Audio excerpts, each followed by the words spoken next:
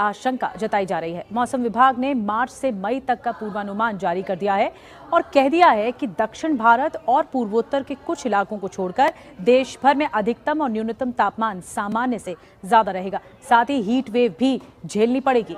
हाल ही में मुंबई में heat wave का अलर्ट जारी कर दिया गया है। तापमान ने रिकॉर्ड बना दिया था। दरअसल मौसम विभाग के महानिदेशक डॉक्टर मृत्युंजय महापात्र ने गर्मी के 3 महीनों का पूर्वानुमान जारी किया है।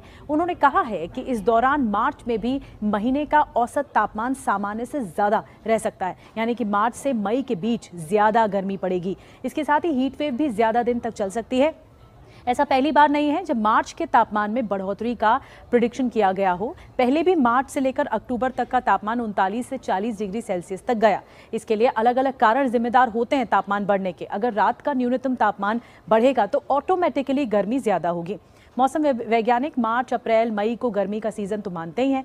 फिर pre monsoon, monsoon, post monsoon season होता है। 1981 से 2010 की अवधि में सामान्य तापमान 31 डिग्री, 18 डिग्री और 25 डिग्री का अनुमान था, लेकिन इसके बजाय पूरे देश में अधिकतम, न्यूनतम और मध्यवर्ती तापमान 32 डिग्री, 19 डिग्री और 29 डिग्री सेल्सियस रहा। 2025 का औसत तापमान तो अब तक सर्वाधिक दर्ज किया गया है फरवरी में। इसमें तो 1.5 डिग्री तक वृद्धि हुई है और 1901 के बाद से ही ये ज्यादा है। इसके अलावा मार्च में करीब 29 mm बारिश होती है। पूर्वानुमान के अनुसार अगर बारिश ठीक पड़ गई, उसकी रेंज ठीक है, तो कम या ज़्यादा होती है तो फिर बैलेंस बिगड़ता है। अगर बारिश कम होगी तो जाहिर तौर पर गर्मी बढ़ेगी।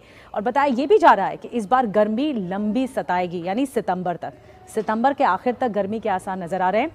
40 डिग्री तक तापमान जा सकता है।